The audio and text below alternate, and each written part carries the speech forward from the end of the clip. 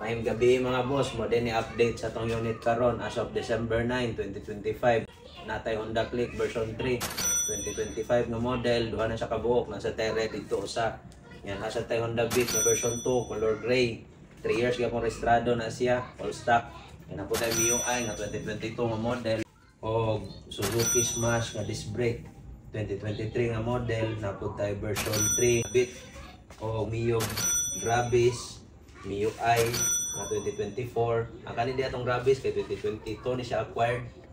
Nga kaning version 3, save ra na sila mga price kasagaran version 3 na to. Negotiable pa na siya diretanan. May diring kapitan nasa tayo 250 drive 2024 nga model, 1 type sa dagan. Good as brand new, stock pa, piligid. Yan na po tayo, budget meal gihapon niya MIUI dire, naasa din sa 40k. All stock gihapon na siya, gawa sa ligid. Engine na good condition gihapon. Yan na tayo, duha ka reader carb.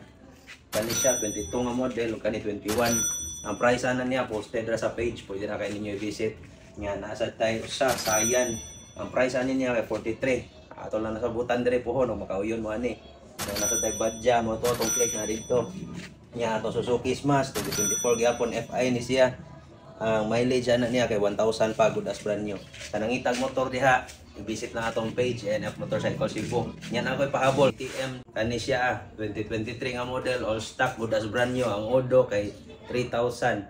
Sa nangitag Honda RS na data RS dire, pero abang-abang lang sa ta sa price ani kay napaabot pa ta sa papers.